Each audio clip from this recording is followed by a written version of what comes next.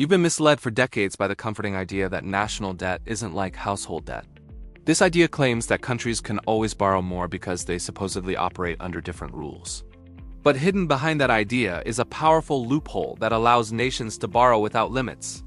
It is a mechanism so influential that global superpowers depend on it. It is also so dangerous that past civilizations have collapsed because of it. This loophole began forming during World War I when European empires ran out of gold. They suspended the gold standard to survive wartime expenses. By doing this, they discovered they could print currency without traditional backing.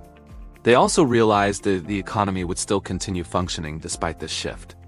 The Great Depression reinforced this discovery when Franklin D. Roosevelt temporarily removed the U.S. from the gold standard. This allowed the government to expand the money supply. It also enabled large-scale stimulus spending to push the economy toward recovery. After World War II, the Bretton Woods system attempted to restore discipline. It tied global currencies to the US dollar and tied the dollar to gold. But in reality, it allowed the US to issue debt that foreign countries would buy as reserve assets. This effectively turned America's debt into the world's savings.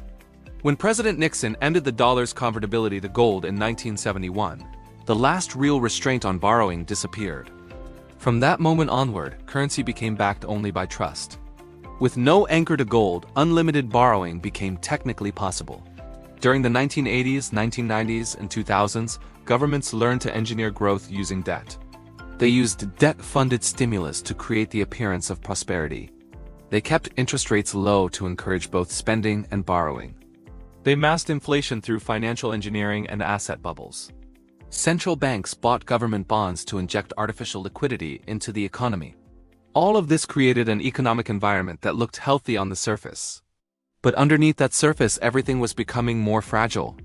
The 2008 financial crisis nearly collapsed the global economic system. Banks failed, markets froze, and fear spread worldwide. Instead of reforming the system, governments relied even more heavily on the loophole. They launched quantitative easing and printed trillions of dollars. This transformed money creation from an emergency tool into a permanent policy. The fallout of this approach eventually became unavoidable. Inflation surged to levels not seen in 40 years. Currencies around the world weakened. Rising interest rates made debt servicing brutally expensive. Many governments began spending more on interest payments than on public services. Citizens started questioning why taxes were necessary if governments could create money with keystrokes. Trust in the financial system began to erode rapidly. And trust is the foundation that sovereign finance depends on. Numerous proposed solutions failed to fix the problem. A return to the gold standard proved politically impossible. Balanced budget rules were proposed but rarely followed.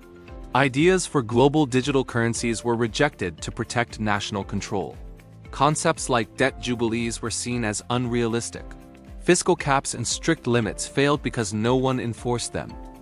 The real reason is that no nation wants to surrender a loophole that grants unlimited economic power.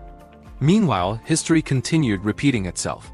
The Roman Empire collapsed after debasing its currency. The Ottoman Empire weakened by diluting the silver content of its coins. Weimar Germany destroyed its economy through hyperinflation. Argentina defaulted over and over due to uncontrolled borrowing. Japan entered a decades-long debt spiral. It still hasn't escaped. Today the world is repeating the same patterns again. Global debt has surpassed $300 trillion. The United States alone carries more than $34 trillion in debt. Japan's debt-to-GDP ratio exceeds 250%. Over 90% of the world's money exists only in digital form. Digital money can be created instantly with a keystroke. This makes money creation easier, but the consequences far more severe. The core lesson is that sovereign debt is never truly repaid. It is only rolled over again and again without end. The global financial system relies entirely on confidence rather than concrete assets. The loophole allows governments to postpone collapse temporarily. But postponing collapse only makes the next crisis bigger. No civilization has ever escaped the long-term consequences of unlimited borrowing. Modern tools may delay the reckoning, but they cannot stop it. The underlying structure remains an illusion waiting to crack. The real question is not whether the system will break. The real question is which nation will break first. If you want to understand the hidden forces shaping your economic future, this is the time to pay attention. That is why you should like this video, subscribe to the channel, and share it with others. Understanding the system is the first step to seeing through it.